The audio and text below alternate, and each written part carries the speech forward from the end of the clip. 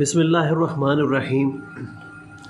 आज की वीडियो में हम स्टैटिस्टिक्स का जो पहला चैप्टर है इंट्रोडक्शन, उसके जो सवाल पूछे जाते हैं सेक्शन बी में, शॉर्ट क्वेश्चंस होते हैं, 3-3 नंबर के सवाल होते हैं, तो वो डिस्कस करेंगे प्रीवियस पेपर से, 2019 से 2010 के एनुअल पेपर्स और 2016, 17 और 18 के सप्लीमेंट्री पेपर्स में जो भी सवाल आए वो डिस्कस करेंगे।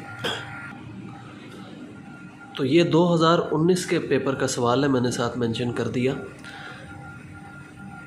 ये सवाल दिया हुआ है, न्यूमेरिकल था, x1, x2, x3, x4, x5, ये 5 x की वैल्यूज़ हैं दी हुई हैं और ये सम पूछा गया है, find summation xi minus a। तो पहले चैप्टर में ज़रा समेशन की नोटेशन से आपको मुतारफ़ कराना होता है, तो ये सवाल पूछा गया है। अब इस सवाल को 2 तरीक़ों से किया जा सकता है। एक तरीका तो ये है कि यहाँ बारी बारी x की वैल्यूज़ पुट करते जाएं, a की तो a की वैल्यू है 2 और सॉल्व कर दें, जैसे कि मैंने किया है। ये देखें जी, a की वैल्यू 2 है, ये फिक्स्ड है, कांस्टेंट है, ठीक है। x की वैल्यूज़ बारी बारी हम पुट करते जाएंगे, यानी कि xi की जगह यहाँ x1 आएगा, तो x1 की वैल्यू 2 है, पहले 2 पुट की, 2 माइनस 2, ठीक हो गया। फिर यहाँ पर दरमियान में प्लस का साइन लगाया। प्लस का साइन इसलिए लगाया क्योंकि ये समेशन का मतलब होता है कि ये ऐड हो रहे हैं, ठीक है, ये टर्म ऐड हो रही है, तो प्लस का साइन लगाया। फिर x की दूसरी वैल्यू पुट की, उसके बाद x की तीसरी वैल्यू, ये फिर चौथी वैल्यू और फिर 5वीं वैल्यू, और इनको फिर सॉल्व कर दिया, ये आंसर आ गया, ठीक है। एक और तरीका जो है वो ये है कि आप यूँ लिखें, समेशन xi माइनस 2, सम अप्लाई कर दें, तो समेशन xi आ जाएगा, माइनस ये कांस्टेंट है, 2 कांस्टेंट है, या a भी अगर यहाँ पर लिखा हो, फ़र्ज़ करें a लिखा हो, तो आप इसको यूँ लिखेंगे n टाइम्स a। कांस्टेंट पे जब सम अप्लाई होता है तो n टाइम्स कांस्टेंट आता है। तो समेशन x आप गिन लें, 2 जमा 8 10 माइनस 6 4 हो गया, जमा 1 5, जमा 0 5, तो समेशन x आपके पास 5 आ गया। n जो है नंबर ऑफ़ वैल्यूज़, वो कैसे पता चलेगा, x की नंबर ऑफ़ वैल्यूज़ 5 हैं, ठीक है। i वैल्यूज़ फ्रॉम 1 to 5 से भी हमें पता चल रहा है कि n 5 है और a 2 है। तो देखें, यूँ भी आप कर सकते हैं, 5 माइनस 10 करें तब भी आंसर -5 आएगा। आगे बढ़ते हैं। ये मैंने अपनी प्रीवियस वीडियोस में डिस्कस कर लिया है, what is raw data. The data which is original in character is called raw data. इतनी डेफिनेशन भी लिखते हैं, ठीक है, 3 नंबर आपको मिल जाएंगे। ये आपने लिखना है कि ओरिजिनल इन करैक्टर जो होता है, जिसके साथ कोई ट्रीटमेंट, स्टैटिस्टिकल ट्रीटमेंट ना की गई हो, उसको हम रॉ डाटा कहते हैं। ना उसको अरेंज किया गया हो, ना उसको उसके ग्रुप्स बनाए गए हों, क्लासेस बनाई गई हों, ठीक है, तो उसको रॉ डाटा कहते हैं। तो ये भी 2019 के पेपर का सवाल है। देखें, 3 सवाल पूछे गए हैं इस चैप्टर से, 2 न्यूमेरिकल्स हैं। तो इसमें भी आपसे बड़े आसान से ये आपने प्रोडक्ट फाइंड करना है, फिर उसका सम एक्स वाई का प्रोडक्ट है, फिर x माइनस वाई करके उसका स्क्वायर लेके और फिर उसका सम फाइंड करना है। x और y आपको दे दिए गए हैं, तो ये बड़ा आसान सा सवाल है, ये मैं आपको दिखा देता हूँ। मैंने ये सॉल्व किया जी। x y की मल्टीप्लिकेशन यहाँ पर की गई, यानी कि 1 को 10 से मल्टीप्लाई किया, ये फिर 3 को 8 से, ठीक है, 5 को 6 से, एंड सो ऑन, ये मल्टीप्लाई करके एंड पे हमसे ये सम पूछा गया था। इसी तरह आप x में से y माइनस करें, ठीक है, और फिर उसका स्क्वायर लेते जाएं। तो ये स्क्वायर लेता क्यों मैं जी, 1 माइनस 10 किया तो -9 आता है, -9 का स्क्वायर 81, एंड सो ऑन। ये सारी वैल्यूज़ फाइंड करके इनका सम फाइंड कर लिया। तो जैसे मैंने यहाँ पर देखा ना, बहुत कम स्पेस में ये सवाल सॉल्व कर दिया, यूँ से कॉलम्स में नहीं लिखा। तो आप भी साथ साथ देखते रहें कि मैं क्वेश्चंस को कैसे सॉल्व करता हूँ, ठीक है। स्पेस भी कम लगे और बिल्कुल शॉर्ट लैंग्वेज यूज़ करते हुए, ब्रीफ्स वर्डिंग यूज़ करते हुए मैं क्वेश्चंस एक्सप्लेन करूँ। देखिए जी, अब ये सवाल आ गया, ये हमने MCQs में भी पढ़ा था। पैरामीटर और स्टैटिस्टिक में क्या फ़र्क है, ये हम पहले पढ़ चुके हैं प्रीवियस वीडियो में, ठीक है। आगे, name the sources of primary data. किन सोर्सेज से, किन तरीक़ों से प्राइमरी डाटा कलेक्ट किया जाता है। तो ये 5 सोर्सेज हैं जी, ये बल्कि 6 सोर्सेज मैंने लिखे हैं, मैं डिस्कस कर देता हूँ बारी बारी। तो पहला सोर्स है डायरेक्ट पर्सनल ऑब्जर्वेशन। ख़ुद जाकर जिस बंदे से इंफॉर्मेशन चाहिए ले, उसको डायरेक्ट डायरेक्ट पर्सनल ऑब्जर्वेशन कहते हैं।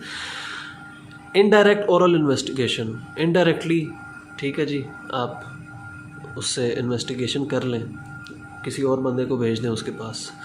अच्छा जी, क्वेश्चनेयर मेथड एक परफॉर्मा होता है, क्वेश्चनेयर उसको कहते हैं, उसके ऊपर सवाल लिखे होते हैं, तो वो सवाल उस बंदे को दे दें जिससे इन्फॉर्मेशन चाहिए, वो फिल करके आपको वापस कर दे।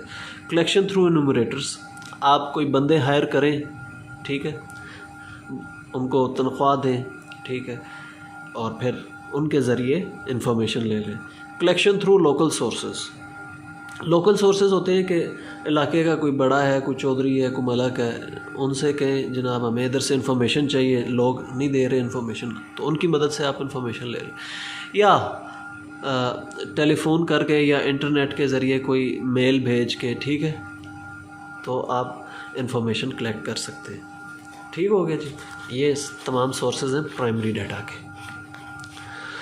आगे आइए जी, differentiate between grouped and ungrouped data. तो the raw data when classified into groups is called group data. Raw data को जब आप क्लासेस की शक्ल में लिख लें उसको ग्रुप डाटा कहा जाता है। The data which is raw and original in character is called ungroup data. ये तो इनकी डेफिनेशंस हैं, मैं आपको दिखा भी देता हूँ ग्रुप डाटा और अनग्रुप डाटा किस फॉर्म में लिखा जाता है। ये देखिए जी, डाटा जब कलेक्ट होता है तो इस फॉर्म में होता है। फ़र्ज़ करें मैं कलेक्ट कर रहा हूँ डाटा के आपके घर में कितने ऐसे फ़र्द हैं जिनकी उम्र 30 साल से कम है, तो 30 साल से कम उम्र वाले फ़र्द हमने गिनने हैं। तो किसी घर में 0 होंगे, किसी में 1, 3, 8, तो इस तरह डाटा कलेक्ट होता है। तो इसको अनग्रुप्ड कहते हैं, जिसके साथ कोई ट्रीटमेंट ना की गई हो। जब कलेक्ट हो उसे हम अरेंज कर लें इस तरह, ऐसे 0 से 3 जो है बंदे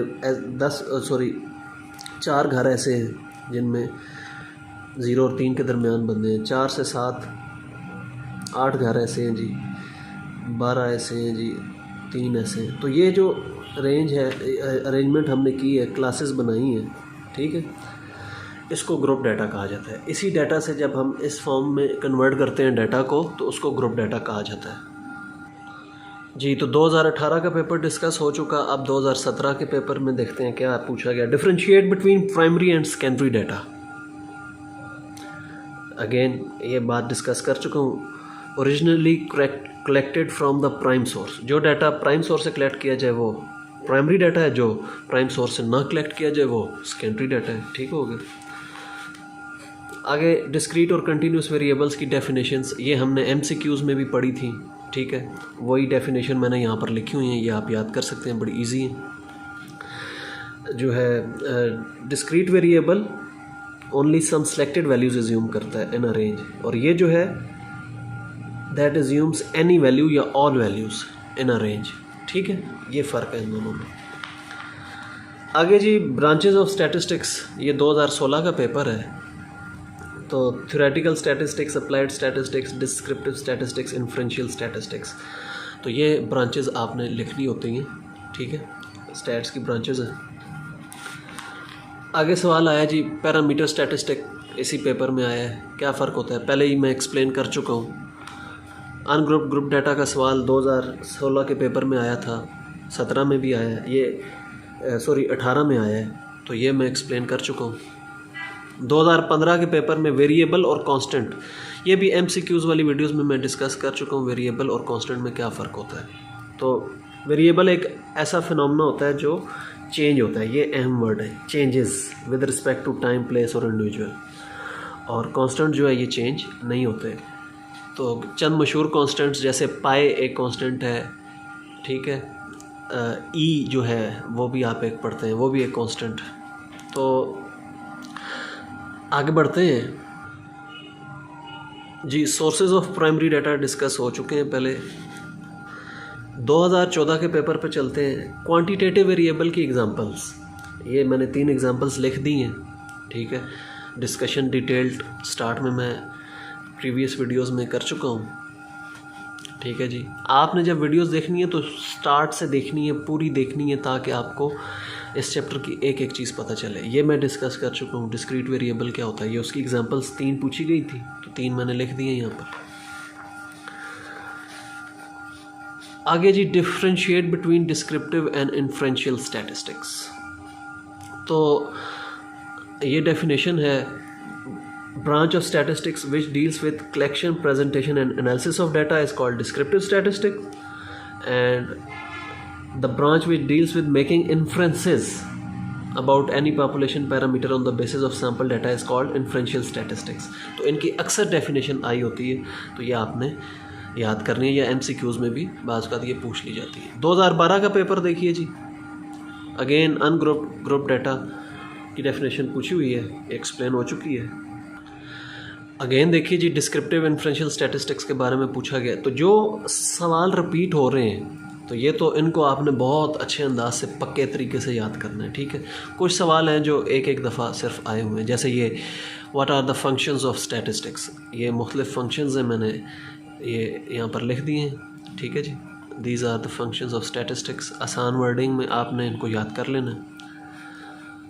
आगे importance of statistics in different fields, ये 2010 के पेपर में सवाल पूछा गया। तो आप ये नेचुरल साइंसेज हैं, फ़िज़िक्स, बायोलॉजी, केमिस्ट्री, इनमें भी स्टैट्स अप्लाई होती है। सोशल साइंसेज में इकोनॉमिक्स, साइकोलॉजी, इसमें स्टैट अप्लाई होती है।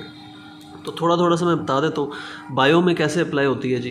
देखिए, बायोलॉजी में जो भी मेडिसिन होती है, टेस्टिंग करते हैं हम, जैसे कोरोना की मेडिसिन है, वैक्सीन है, तो उसको पहले टेस्ट किया गया, तजर्बे किए गए, उसके बाद वो वैक्सीन बनी और अब वो आई है, ठीक है।